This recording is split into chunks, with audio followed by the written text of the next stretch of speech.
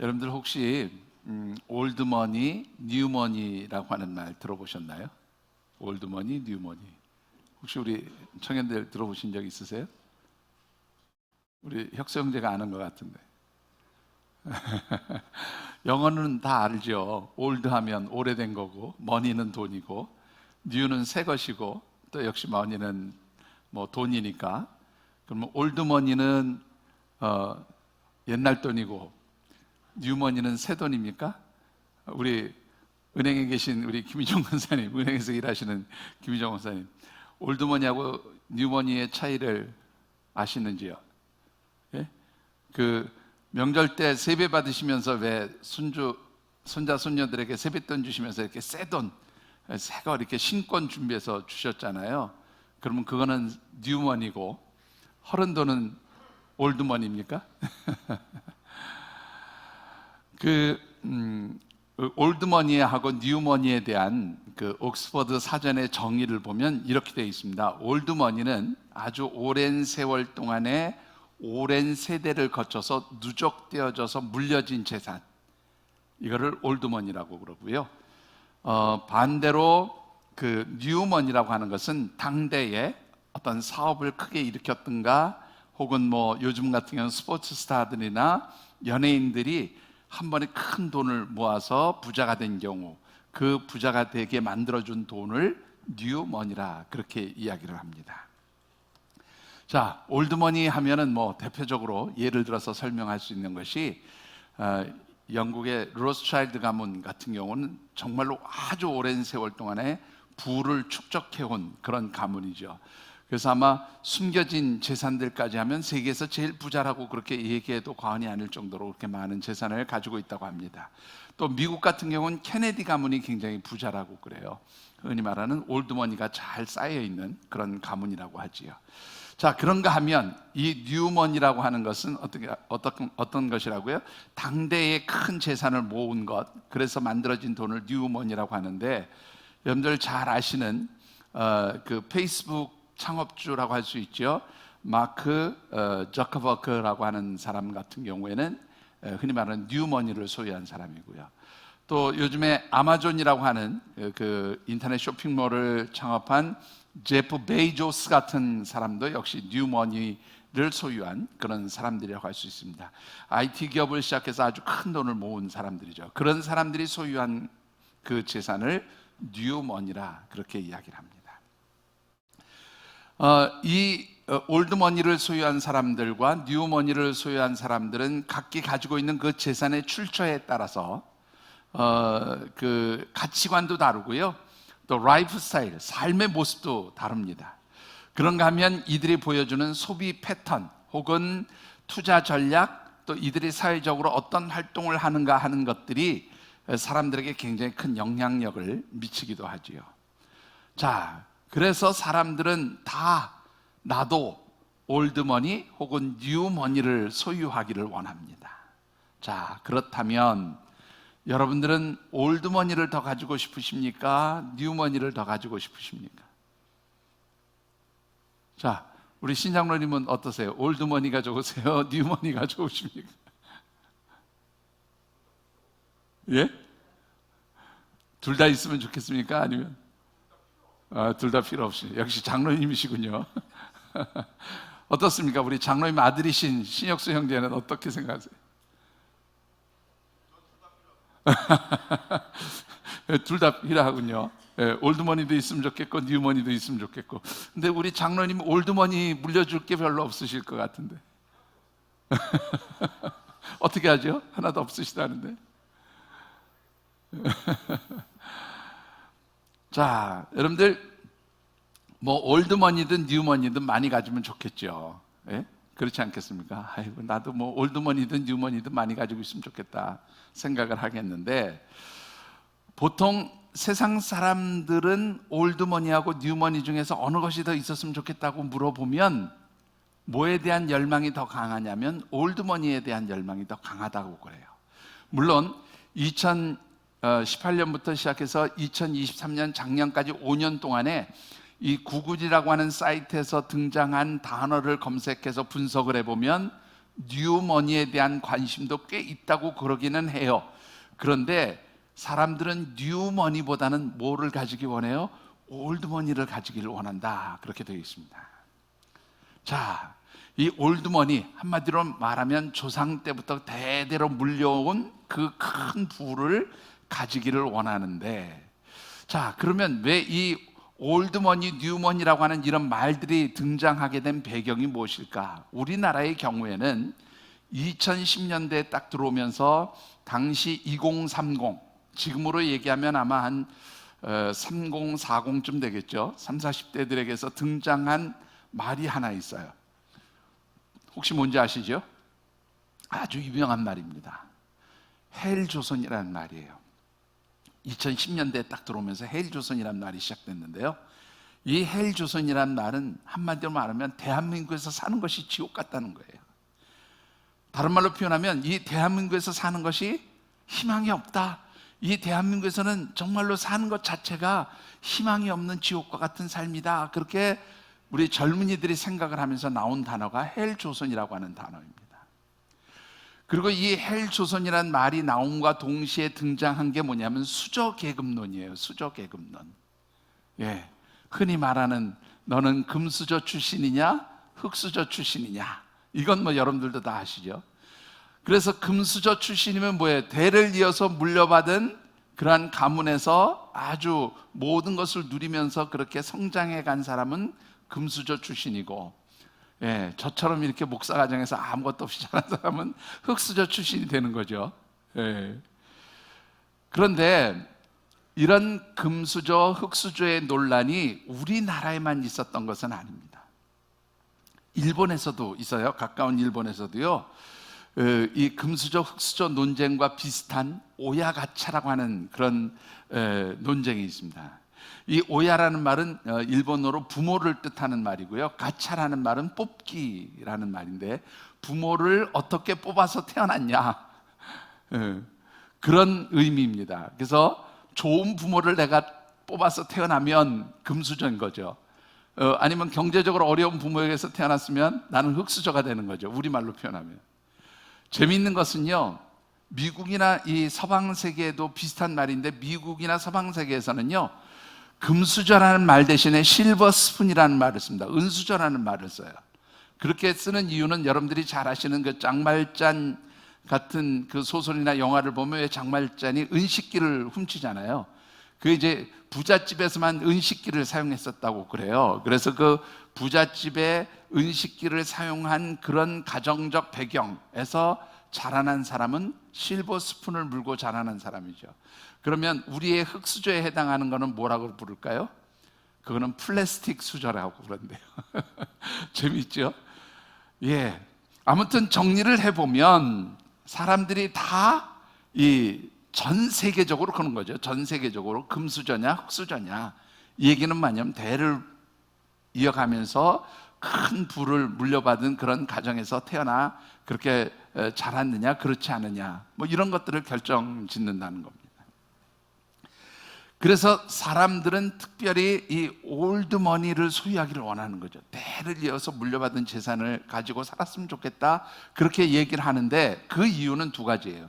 하나는 뭐냐면 당대에 아무리 노력해도 이 올드머니, 대를 이어서 물려 내려온 재산만큼 소유하기가 절대로 쉽지 않다. 그렇게 큰 부를 만들기가 쉽지 않다는 겁니다. 예. 그래서 사람들은 대를 이어서 내려오는 올드머니, 그 재산을 물려받기를 원하고요. 또 하나는 뭐냐면 이 올드머니는 아주 특정한 사람들만 가지게 되잖아요. 뭐 전 세계에서 상위 몇 프로 뭐 이런 사람들만 소유하게 되는 건데, 그러다 보니 대부분의 사람들은 이 올드머니를 가질 수가 없어요. 근데 가질 수 없기 때문에 사람들은 거기에 대한 욕망이 더 강해진다는 거죠. 여러분들, 내가 쉽게 가지고 소유할 수 있는 것이면 여러분들 어떻습니까? 쉽게 가지고 소유할 수 있는 것에 대해서는 별로 그렇게 욕심을 안 부려요. 그런데 어떻습니까? 내가 쉽게 가질 수 없는 것이고 만약에 갖지 못하게 되어지는 것이라면 거기에 대한 욕망은 더 강해지는 것이죠. 그래서 이 올드머니에 대한 사람들의 그 갈망을 이 책들이 뭐라고 표현하냐면 욕망이라고까지 표현을 합니다. 욕망. 내가 소유할 수 없는 것에 대해서 그것을 소유하고 싶어하는 그 마음들을 욕망이라 그렇게까지 표현을 하고 있어요. 자, 그러면 여러분들, 이 올드머니, 대를 이어서 물려 내려오는 재산을 그토록 갈망하고 소유하기 원하는 세상 사람들과는 다르게 우리 하나님의 백성들은 무엇에 대한 갈망을 가지고 살아야 할까? 그것이 오늘 여러분들과 함께 나누고 싶은 말씀의 주제입니다. 자, 우리 2월에 묵상하는 말씀의 주제 같이 한번 읽어보실까요? 자, 제가 오늘 떼겠습니다. 드래곤 아이즈의 시대. 예, 한 번 더 읽어보시죠. 드래곤 아이즈의 시대. 예, 이미 다 설명을 해서 이 드래곤 아이즈에 대한 설명은 따로 드리지 않겠습니다. 마치 용의 눈에 눈동자를 그려넣는 것처럼 그렇게 우리의 그 삶의 자리를 완성시키는 것, 인공지능의 시대에 살지만 결국 그것을 완성시키는 것은 사람이고요, 그런 사람의 삶의 스타일이 이 인공지능 시대를 어떻게 완성시키고 살아갈 수 있을까? 그런 관점에서 사람들의 라이프 스타일을 10가지로 분석을 했는데, 그것을 이 드래곤 아이즈에 시작되어지는 그 단어, 그 자모음의 첫 자로 그렇게 설명을 하고 있는데요, 전체 10개를 다 살펴보지는 못하지만 오늘 두 번째로 살펴보고 싶은 것이 바로 올드머니의 시대입니다. 특별히 설 명절을 맞이해서 우리 사랑하는 자녀들 또 손자 손녀들 만나신 우리 조부모님들도 계시고 부모님들도 계시잖아요. 그런데 어떻습니까? 여러분들 우리 자녀들이나 손자 손녀들에게 물려줄 올드머니 가지고 계신가요? 안장로님 어떠십니까? 올드머니 좀 가지고 계신가요? 그동안 좀 올드머니 좀 모아두시죠. 그래서 못하셨어요? 제가 보니까 이 자리에 올드머니를 좀 가지고 계신 분은 아무도 안 계신 것 같은데 어떻습니까? 신장로님 준비 못하셨다고 그랬는데 취집사님 좀 준비해 두셨어요? 우리 방장로님 좀 어떠신가요? 아무도 없어요. 제가 보니까 제가 아는 우리 교회 성도들의 형편을 보면 뭐 꼬부쳐둔 올드머니 가지신 분이 한 분도 안 계신 것 같습니다. 자, 그렇다고 하면 물려줄 올드머니가 없으신 여러분들은 여러분들의 자녀들에게, 여러분들의 손자 손녀들에게 과연 무엇을 물려줄 수 있을까? 그런 고민 해보신 적이 있으신지요? 결론부터 말씀을 드리면 우리 하나님의 백성들, 하나님의 자녀된 하나님의 사람들은 이 세상에 속한 그 어떤 것, 그것이 올드머니가 됐든 뉴머니가 됐든 그것을 물려주는 사람들이 아니라 우리 하나님께 속한 것, 그래서 하나님이 주시는 것을 바라볼 수 있는 믿음의 눈, 그 영적인 유산을 물려주는 그런 성도들이 되어져야 한다라는 말씀을 드리고 싶습니다. 오늘 우리에게 주신 하나님의 말씀은 특별히 로마 제국의 핍박 속에서 고통당하던 초대교회 성도들에게 이제 하나님의 아들이시며 대제사장이신 예수 그리스도에 대한 믿음을 더욱 굳게 가지도록 권면한 히브리서 기자의 말씀 가운데 한 부분입니다. 특별히 주신 말씀을 묵상하는 가운데 사랑하는 우리 모든 하늘샘 가족들은 세상 사람들이 그토록 가지기 원하는 이 올드머니의 시대에 여러분들은 사랑하는 자녀들에게 아름다운 영적 유산을 남겨주시는 귀한 믿음의 가족들이 되어주시기를 주님의 이름으로 축복합니다. 자, 오늘 주신 말씀을 통해서 우리가 먼저 묵상해 보고 싶은 것은 그 올드머니의 시대에 하나님의 백성, 하나님의 자녀들은 어떤 것을 소유하기를 갈망해야 되는가, 어떤 것을 바라보며 살아야 하는가라는 것인데요, 우리 하나님의 백성들은 하나님께서 주시는 영적인 소유, 곧 하늘의 신령한 복을 사모하는 그런 영적 갈망, 그리고 그런 하늘의 신령한 복을 볼 수 있는 믿음의 눈이 있어야 하는 줄 믿습니다. 34절의 말씀을 같이 한번 받들어 읽어보겠습니다.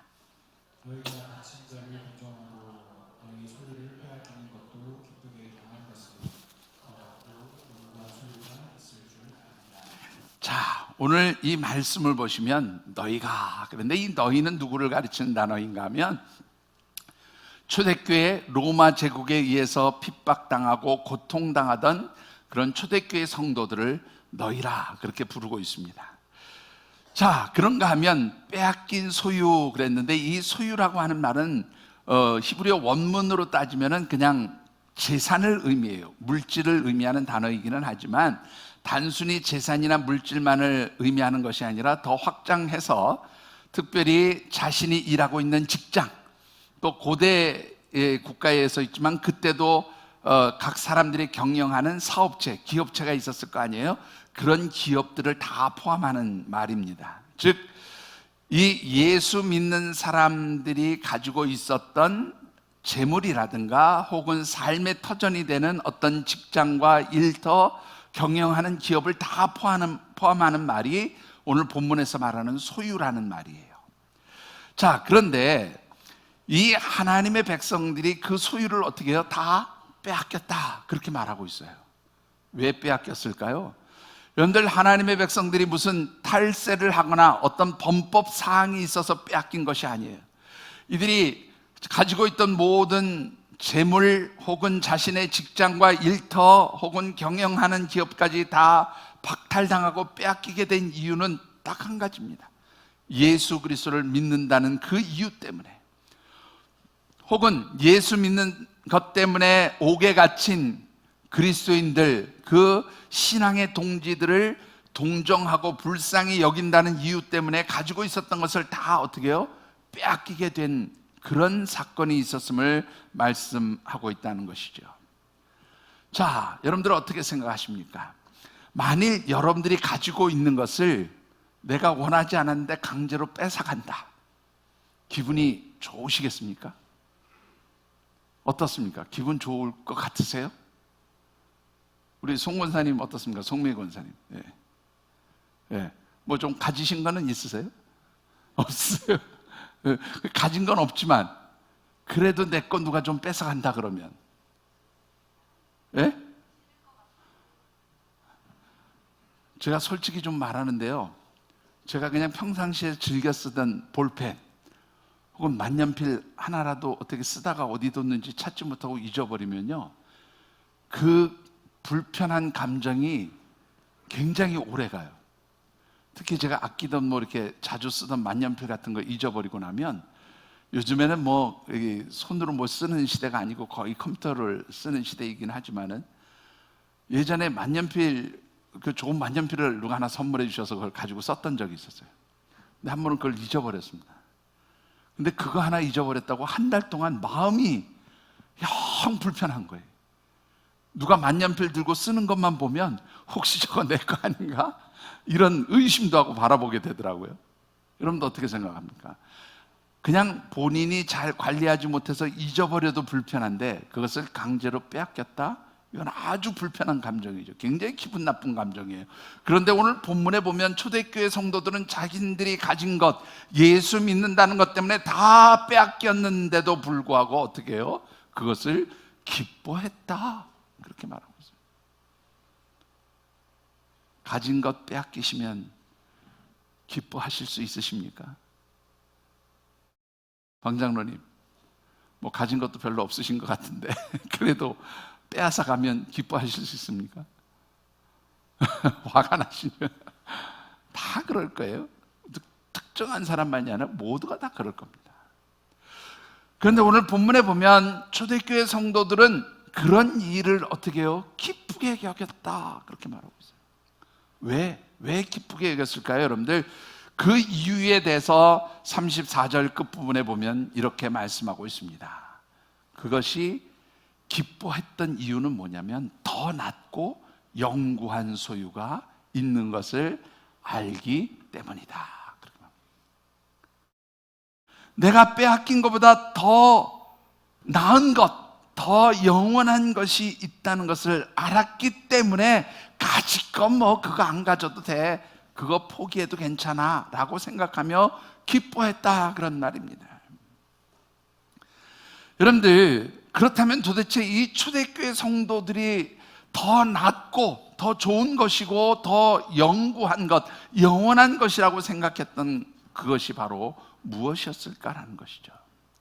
여기서 더 낫고 영구한 소유라고 하는 것은 이 세상에 속한 것이 아니라 어디에 속한 거예요? 하나님 나라, 천국에 속한 것을 의미하는 것이다, 그렇게 말씀을 드릴 수가 있어요. 초대교회 성도들은 이 세상에 속한 재물이나 이 세상에 속한 그 어떤 것으로 인해서 기뻐하는 것보다도 하나님 나라에 속한, 그래서 영적이고 하나님이 주실 것을 바라보는 믿음의 눈이 있었기 때문에 그것으로 인해서 기뻐하였다라고 그렇게 성경은 말씀하고 있습니다.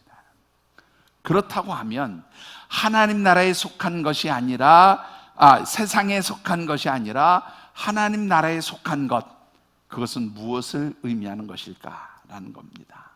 여러분들 디모데전서 6장 17절의 말씀을 우리 같이 한번 읽어보실까요? 내가 이 세대에서 그한 자들을 명하여 마음을 울리지 말고 정함이 없는 재물에 소망을 두지 말고 오직 우리에게 모든 것을 흘리사 우리에게 하시는 하나님께 두며. 예, 사도 바울이 그의 믿음의 아들이 목회하는 그런 현장에 있을 때에 그에게 부한 자들에 대해서 이렇게 권면해라 그러고 주신 말씀이 바로 이 디모데전서 6장 17절의 말씀이에요. 근데 여기에 보시면 부유한 자들에게 명하여 무엇에 소망을 두지 말라고요? 정함이 없는 재물에 소망을 두지 말라, 그렇게 가르치라는 거예요. 여기서 정함이 없다라는 말은 무슨 뜻인가 하면요, 확실하지 않은 것, 그런 뜻입니다. 자, 이 확실하지 않은 것에 소망을 두지 말라라는 말씀의 뜻은 제가 잠시 후에 다시 좀 더 설명을 드리고요. 자, 그렇다면 무엇에 소망을 두라고요? 여기에 보시면 모든 것을 후하게 해주시며 누리게 하시는 누구에게? 하나님께 소망을 두도록 그렇게 가르쳐라, 사도 바울이 디모데에게 그렇게 권면하고 있는 것이죠.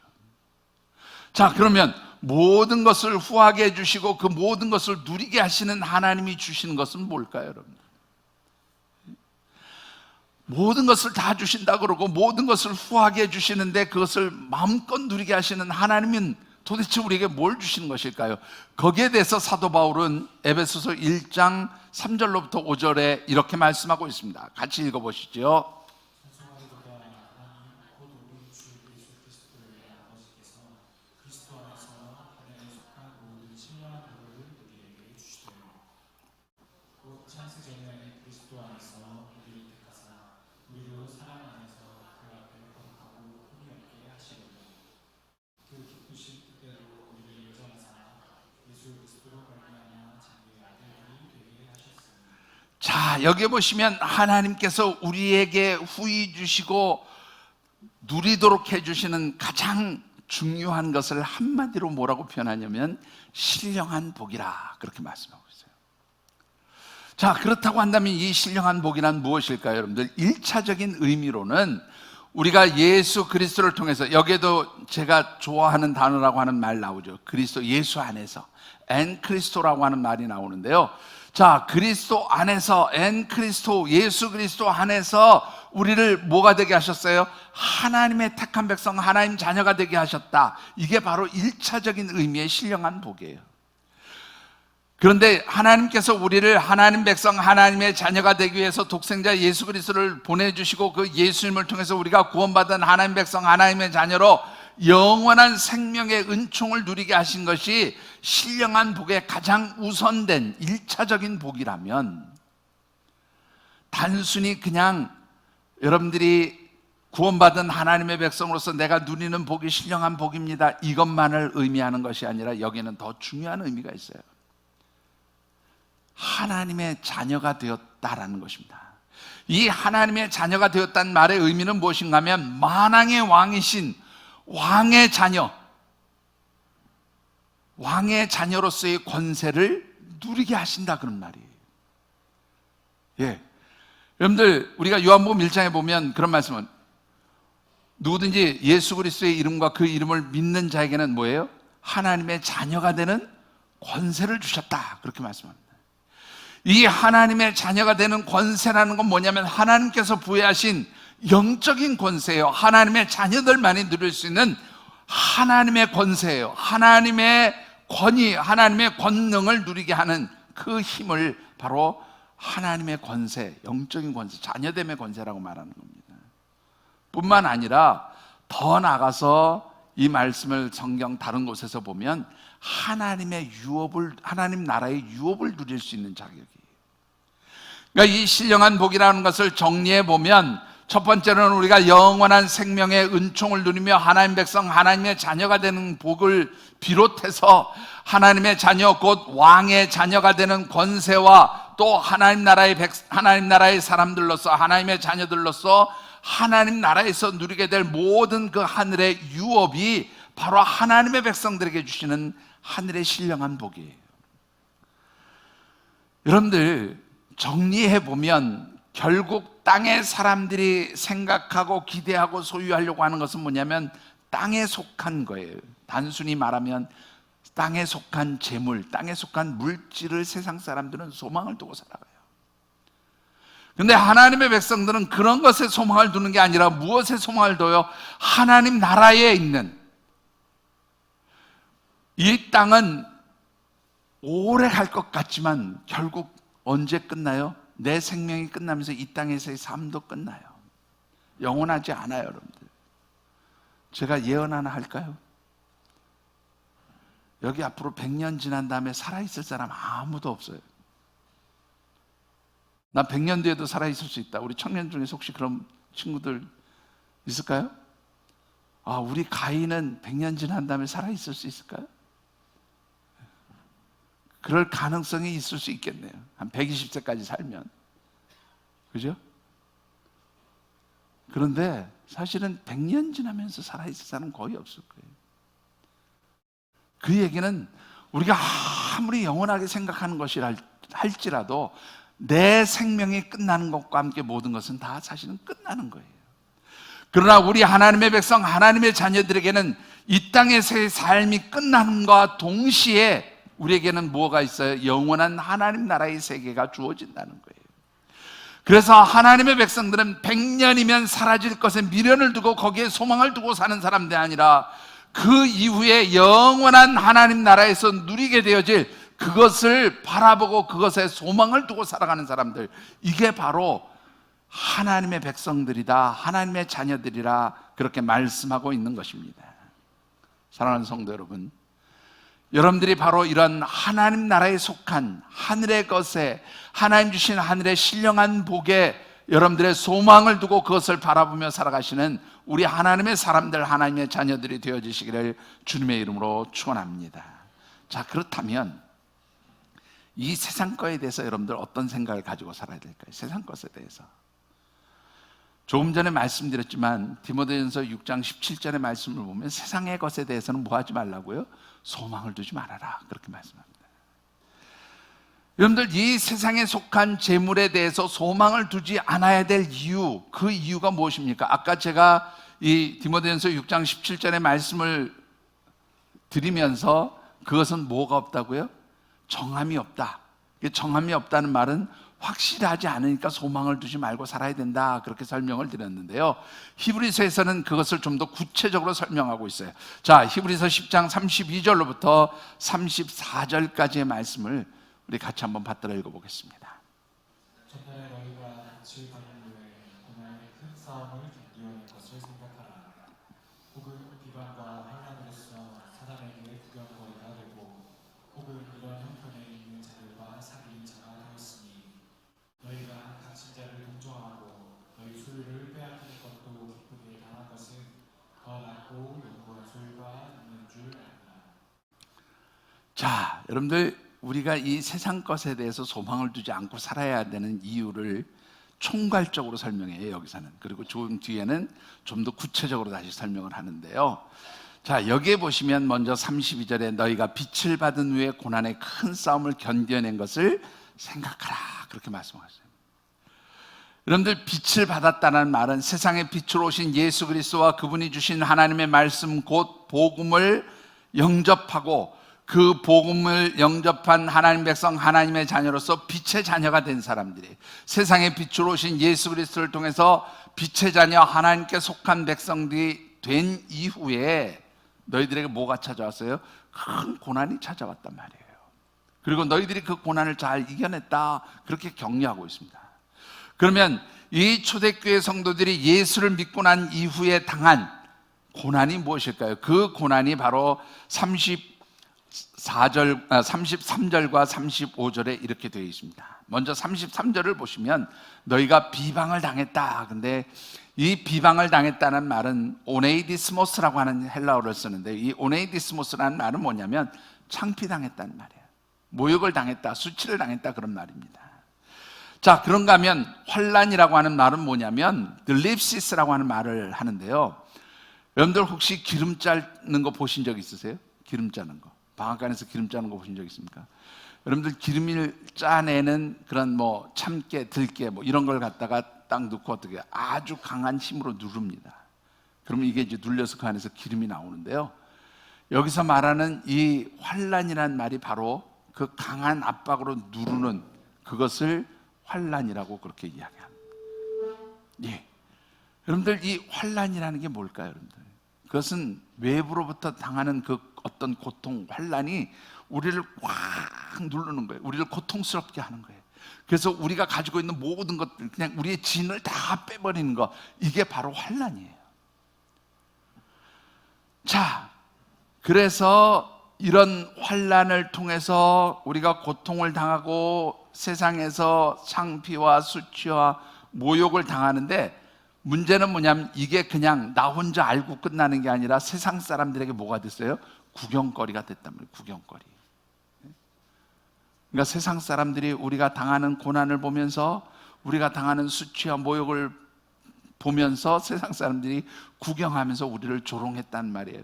우리에게 그 뭐라 그럴까요? 우리를 이렇게 좀 우습게 여기고 막 그렇게 했다, 그런 말입니다. 그리고 더 나아가서 뭐까지 빼앗겨요? 우리가 소유한 재물까지 다 빼앗기는 그런 고난을 초대교회 성도들이 당했다, 그런 말입니다. 자, 중요한 것은 뭐냐면 왜 이런 일들이 일어나느냐는 거예요. 왜 이런 일들이 일어나느냐. 여러분들, 이런 일들을 우리에게 주어주는 존재가 있어요. 사도 바울은 에베소서 6장 12절에서 이렇게 말하고 있습니다. 같이 한번 읽어보시죠. 우리의 실은 혈과 육을 상대하는 것이 아니요 독자들과 권세자들과 이 어둠의 세상 주관자들과 하늘에 있는 악의 영들을 상대하느니라. 자, 여기 보시면 통치자들과 권세자들과 이 어둠의 세상의 주관자이며 악한 영들, 그들과 우리가 영적 싸움을 하는데, 이들은 곧 어떤 존재입니까? 성경에서 말하는 공중의 권세 잡은 자예요. 곧 사단을 의미합니다. 그러니까 사단은 하나님의 백성들이 빛을 받고 곧 예수 그리스도를 영접해서 하나님의 백성이 된 이후에 우리가 하나님 백성답게 살지 못하도록 하기 위해서 자기가 가진 모든 힘을 이용해서 우리를 괴롭히는 거예요. 우리를 수치를 당하게 하는 거예요. 우리에게 환난을 가져다 주는 거예요. 심지어는 우리가 가지고 있는 재물까지 다 빼앗아가는 거예요. 이게 바로 사단이 하는 일입니다. 사단은 자기가 가진 모든 힘을 이용해서 우리가 하나님 백성답게 살지 못하게 만드는데, 여러 가지 환난과 고통을 줄 뿐만 아니라, 여러분들, 이 세상에 속한 재물은 누가 움직여요? 사단이 움직여요. 사단은 그 재물까지 이용해서 우리를 낙심시키고 절망시키고 힘들게 하고 어렵게 만든다, 그 말이에요. 그래서 누구를 부인하도록 만들어요? 하나님을 부인하고 하나님 백성으로 살지 못하도록 그렇게 유혹하는 거예요. 반대로 얘기하면 사단의 말대로 살아가면 어떻게 해요? 부유해질 수도 있다, 그런 말입니다. 여러분들 어떻게 생각하십니까? 사단이 원하는 대로 사셔서 부자 되고 싶으십니까? 아마 그런 분은 한 분도 안 계실 거예요. 여러분들, 바로 이 세상에 속한 재물들은 누가 가지고 역사해요? 사단이 가지고 역사하니까 거기에 소망을 두지 말아라, 그렇게 말하고 있는 겁니다. 여러분들, 우리 하나님의 백성들은 사단이 역사하고 사단이 주관하고 사단이 그렇게 가지고 장난치는 세상에 속한 재물이 아니라, 앞서도 말씀대로 하나님께서 주신 하늘의 신령한 복을 사모하면서 살아가야 하는데, 여러분들, 이 하나님의 백성들이 하늘의 신령한 복을 누리면서 살아가기 위해서는 알아야 될 것 두 가지가 있어요. 사실 이 두 가지는 하나라고 얘기할 수도 있고 두 가지라고도 설명할 수 있는데, 자, 어떤 것인지 한번 같이 읽어보시죠. 34절을 다시 한번 읽어보십니다.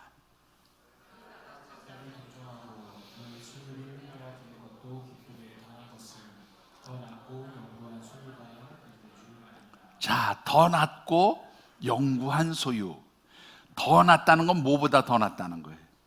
세상에 속한 재물, 세상 사람들이 원하는 그 재물보다 더 나은 것이 너희들에게, 나은 재물이 있다 그 말인데, 이 더 낫다라는 것은 물론 하나님께서 주시는 것이 세상 것보다 더 낫다라는 뜻인데요, 이 말은 무슨 뜻인가 하면 가치성에 있어서 이것은 절대로 변하지 않는 것이다 그런 말이에요.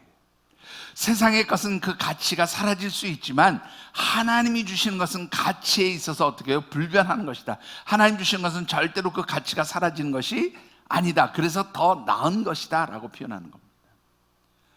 자, 그런가 하면 또 하나는 뭐냐면, 영구하다는 말은 하나님께서 주신 것은 절대로 사라지는 것이 아니에요. 조금 전에도 말씀드렸지만 여러분들이 이 세상에서 가지고 있는 그 많은 것들, 가진 것도 없지만 설사 많은 것을 가진다고 하더라도 그것은 언제 끝나요?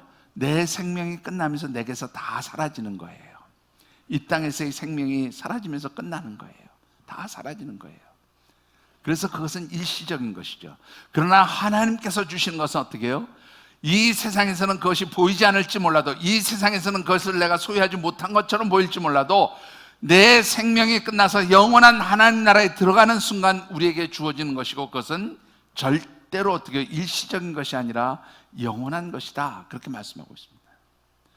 자, 이 말씀을 좀 더 쉽게 풀어서 설명한 말씀이 마태복음 6장 19절에서 20절 말씀입니다. 같이 한번 받들어 읽어보시죠. 너희를 위하여 보물을 땅에 쌓아두지 말라. 거기에는 족과 도둑이 해하며 도둑이 구멍을 뚫고 도둑질하느니라.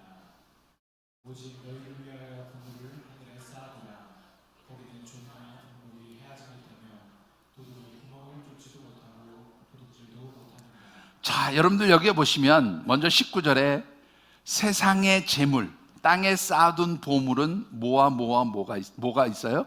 좀과 동록이 난다, 그렇게 말합니다. 이 좀과 맞죠? 좀과 동록이죠. 좀과 동록이 나고요, 야고보서 5장에 보면 썩는 것이라는 표현까지 쓰고 있어요. 썩는 것. 세상의 것은 썩는 거예요. 세상의 것은 좀이 날 수 있어요. 세상의 것은 녹슬 수 있어요. 무슨 뜻인가 하면 이 사도 바울이 활동하던 시대, 또 예수님께서 말씀하셨던 이 시대는 뭐냐면, 부자들이 어디에다가 재물을, 그러니까 투자를 했는가 하면 제일 먼저 곡식에 투자를 했어요. 곡식. 근데 여러분들, 곡식 아무리 많이 쌓아놔도 이거는 세월이 흐르면 어떻게 됩니까? 썩어져요. 썩어져서 다 사용할 수 없게 돼요.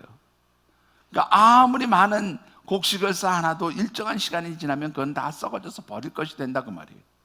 그 다음에 좀이 난다라는 말은 뭐냐면, 여러분들 이 예수님 당시나 지금 이 사도 바울이 활동했던 이 당시에 아주 가치 있게 여겨졌던 것이 뭐냐면 옷입니다. 옷. 그래서 예수님이 십자가에서 못 박혀 죽으실 때 밑에서 로마의 군병들이 예수님의 옷을 서로 가지기 위해서 제비 뽑기 했던 이유가 바로 그런 이유 때문인 거죠. 옷이 하나의 물질처럼 여겨지던 시대예요. 근데 여러분들, 아무리 좋은 옷을 가지고 있으면 뭐 합니까? 시간이 지나면 그 옷에도 뭐가 생겨요? 좀이 생겨서 그 옷을 쓸 수 없다 그 말이에요. 그냥 한마디로 말하면, 아무리 좋은 의복을 두고 그것에 재산을 투자를 할지라도 시간이 지나면 그것도 역시 어떻게 해요? 좀이 먹어서 사용할 수 없게 되어진다 그 말이에요.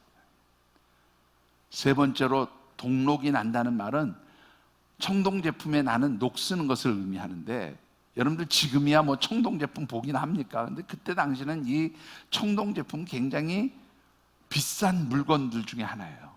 근데 이 청동 제품 아무리 투자를 해도 시간이 지나면 어떻게 다 녹슬어 버린다 그런 말입니다. 한마디로 말하면 이 세상의 것은, 이 세상 사람들이 원하는 그 많은 재물이나 이런 것들은 다 어떻게 그 가치가 사라지는 때가 있단 말이에요. 그러나 하나님 주신 것은 절대로 그 가치가 사라지지 않아요. 그래서 세상 것들은 그 가치가 사라짐과 동시에 없어져 버릴 것이 될 수 있죠. 그것을 지금 마태복음 6장에서 뭐라고 표현하고 있냐면 도둑질 해가는 걸로 표현하고 있어요. 세상 것은 도둑질 당할 수 있어요. 사기도 당할 수 있어요. 세상의 것은 빼앗길 수 있어요. 그런데 하나님께서 주시는 것은 절대로 뭐예요? 빼앗아 갈 수도 사기칠 수도 도둑질 해갈 수도 없는 게 그게 바로 하나님께서 주시는 거예요. 자, 여러분들 한번 생각해 보시죠. 이제 여러분들이 진짜 부자가 된 것을 믿으십니까? 예, 역시 또 아멘을 안 하시는군요. 예, 여러분들 그렇게 가난하게 사십시오. 그러면 여러분들 세상의 것 다 사라질 것을 소유한 사람들이 부자가 아니에요. 하나님께서 주시는 것, 변하지 않는 것, 가치가 변하지 않고 절대로 빼앗아갈 수 없는 것, 그리고 순간 있다가 사라지는 것이 아니라 영원토록 존재한 그것을 소유한 사람들이 진정한 부자가 되어지는 줄 믿으시기 바랍니다. 예, 그게 바로 진짜 부자인 거예요. 자, 그렇다고 하면 여기서 우리가 한 가지 더 생각해 보아야 될 것은 뭐냐면 이 34절 끝부분에 맨 마지막에 그런 이것을 알미라 그렇게 말씀하고 있어요. 이 안다라는 말은요, 기네스코라고 하는 단어를 쓰는데 그냥 아는 게 아니라 그건 경험적으로 아는 거예요. 경험적으로 아는 거. 여러분들이 정말로 하나님 주신 것을 소유한 그 경험이 여러분들의 삶에 임하시게 되기를 주의 이름으로 축복합니다. 세상의 것이 아니라 하나님께서 주신 것을 내가 소유했을 때 그 누리는 기쁨, 그 풍성함, 그 하나님 주신 것에 대한 참으로 가치 있음을 여러분들이 깨닫게 될 때에 더 이상 세상 것에 대해서 미련두지 않게 되어진다, 그런 말씀인 것이죠. 여러분들에게 이런 믿음의 눈이 열려지시고 그 가치를 볼 수 있는 그런 귀한 역사가 있게 되기를 주님의 이름으로 축원합니다. 자, 그렇다면 우리 하나님의 백성들이 이 하나님 주신 것을 소유하고 누리기 위해서는요, 아주 중요한 영적인 태도가 있어요. 두 가지의 영적 태도를 가지고 있어야 그것을 누릴 수 있다, 그렇게 말합니다. 자, 그 두 가지 태도가 무엇입니까? 그 첫 번째는요, 담대함을 가지라, 그렇게 말씀합니다. 35절 말씀을 같이 받들어 읽어보십시다. 35절입니다.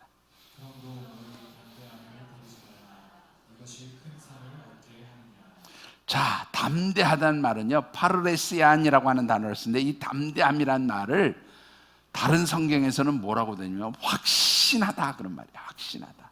담대한다는 말은 확신하다, 그런 말이고요. 이 확신한다는 말은 다른 말로 표현하면 믿음을 의미하는 단어입니다. 여러분들, 그래서 히브리서 11장 16절에는 이런 표현을 쓰고 있지요. 같이 한번 읽어보실까요? 히브리서 6장, 이제 11장 6절입니다. 같이 읽어봅니다. 시작.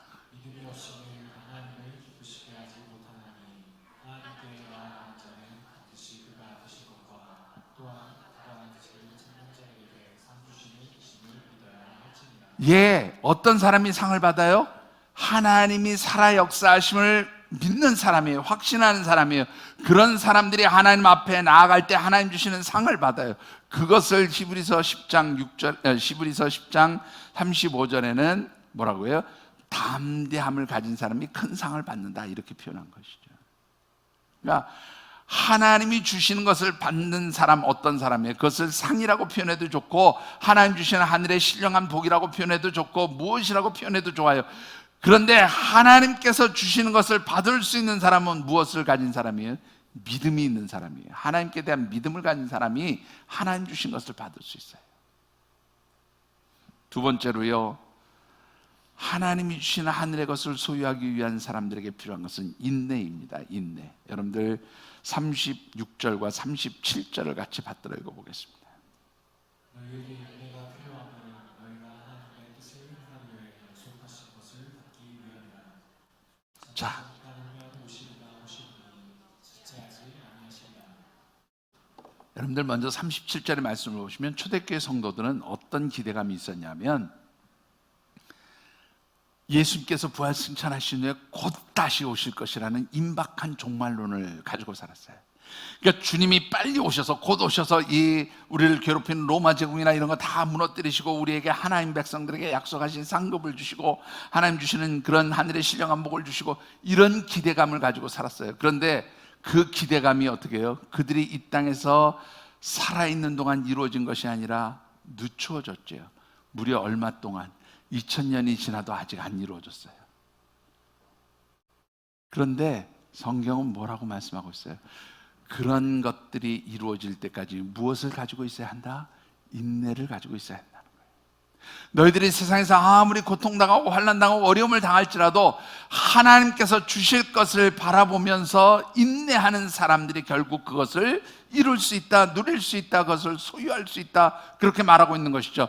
그래서 사도 바울은 로마서 5장 3절 4절에서 이렇게 말하고 있는 겁니다. 같이 받들어 읽어보시죠.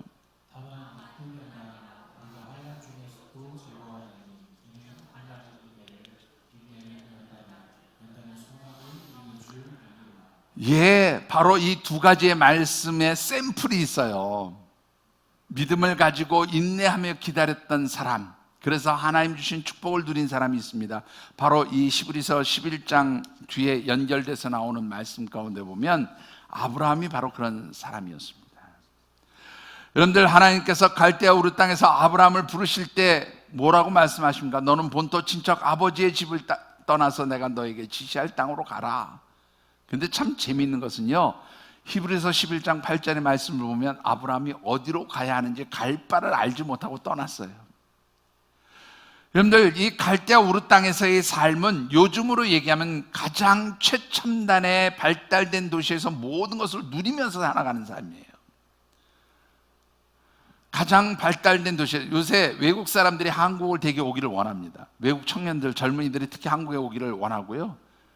그래서 한국에 많은 젊은이들이 찾아오는데 이유는 딱 한 가지입니다. 우리나라가 굉장히 여러분들이 느끼지 못한 만큼 사실은 세계에 나가보시면 우리나라가 얼마나 발달한 나라인지 알아요.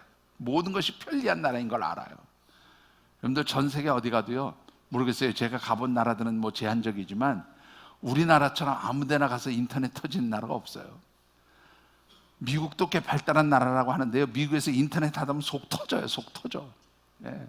우리나라에서 그냥 키기만 하면 바로바로 연결되는 이런 나라가 아니에요. 미국이 우리나라보다 어떻게 보면 과학적인 측면에서 더 발달한 나라인데도 인터넷 같은 거 우리나라 못 따라온단 말이죠. 아브라함이 살던 시대를 갈대아 우르 땅은 바로 그런 곳을 의미해요. 가장 발달된 도시예요. 근데 하나님이 어느 아침 그 모든 삶에서 누린 것들을 다 포기하라는 거예요. 내려놓으라는 거예요. 그리고 내가 너에게 지시할 땅으로 가라 하는데 그 지시할 땅이 어딘지도 몰라요.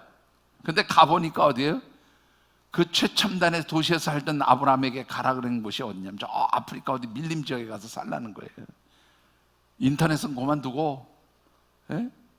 먹을 물도 모든 것들이 다 완벽하지 못한 아주 기반 시설이 없는 그런 곳에 가서 살라는 거예요. 근데 아브라함이 따라갔어요. 무엇에 대한 믿음을 가지고? 하나님께 대한 믿음을 가지고 따라간 거예요. 확신한 거죠. 그런데 문제는 하나님께서 주신 그 축복의 약속들이 이루어졌냔 말이에요. 여러분들, 적어도 1000년 이상의 세월이 흘렀어요. 그리고 나서야 그 축복의 언약이 이루어집니다. 자기 당대에서 이루어진 것을 보지 못했어요. 1000년의 세월이 흘러서야 비로소 그 약속의 말씀이 이루어지게 되는 것을 보게 됩니다. 하나님 주시는 것이 그래요. 내 눈앞에서 이루어지는 거 아닌 것처럼 보여요. 하나님께서 주신 것은 모든 것이 불확실해 보여요. 그런데 하나님 뭐라고 말씀하십니까? 나에 대한 믿음을 가지고 인내하며 기다려라. 하나님 그걸 원하세요. 그럴 때 하나님께서 주신다는 거예요. 여러분들에게 이런 믿음, 이런 인내함이 있어지게 되기를 주의 이름으로 축원합니다. 그런 사람들에 대해서 하나님 주시는 은혜가 뭘까요? 또 그렇지 않은 사람들에 대해서 하나님 어떤 생각을 가지고 사실까요? 여러분들, 38절과 39절을 같이 읽어보겠습니다.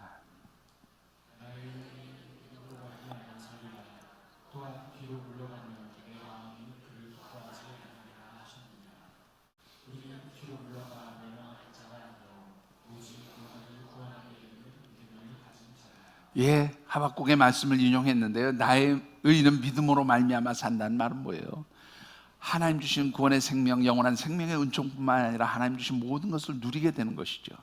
그런데 여기서 말하는 뒤로 물러가는 자는 뭐예요? 하나님을 향해서 나가는 자가 아니라 방향을 바꿔서 어떻게 해요? 세상을 향해서 물러가는 것을, 그것은 곧 멸망을 향해서 가는 것이죠. 그런 사람들을 보면 하나님이 어떻게 하신다고? 기뻐하지 아니하신다. 하나님을 바라보면서 믿음으로 인내하며 나가는 사람들이 바로 하나님 주신 축복을 누리고 하나님 주신 신령한 복을 소유할 뿐만 아니라 하나님이 인정하시는 의인의 삶으로 그렇게 살아갈 수 있다라고 말씀하고 있는 것이죠. 여러분들 어떤 삶을 살기를 원하십니까? 이 세상 사람들이 가지기 원하는 올드머니든 뉴머니든 이 세상에 속한 재물에 마음을 두고 뜻을 두고 살아가시겠습니까? 아니면 하나님 주신 하늘의 신령한 복을 바라보면서 살아가기를 원하십니까? 여러분들의 믿음의 눈이 열려지고 하나님 주신 하늘의 신령한 것을 바라볼 수 있게 되기를 주의 이름으로 축원합니다. 그럴 때 주신 하나님 은혜가 여러분들의 삶을 정말로 풍성케 하시는 줄 믿습니다. 말씀을 맺습니다. 남아프리카 공화국에서 최초 흑인으로서 대통령이 된 넬슨 만델라라고 하는 분, 여러분들이 너무 잘 아시죠? 이분이 그 흑인들을 위한 인권운동, 당시 이 백인들에 의해서 굉장히 힘들고 어렵게 살아가던, 핍박당하면서 살아가던 흑인들에 대한 인권운동을 벌이다가 결국은 어떻게 해요? 감옥에 갇히게 됩니다. 근데 감옥에 갇힌 이유가 말도 안 되는 죄명을 달고 감옥에 갇혀서 굉장히 오랜 세월 동안 거기서 갇혀 있게 되는데요. 처음에 감옥에 들어가서 이분이 적응을 못했다 그래요. 막 분이 나는 거죠. 내가 뭘 잘못했다고 나를 옥에 가두나, 이런 분냄이 있었던 거예요.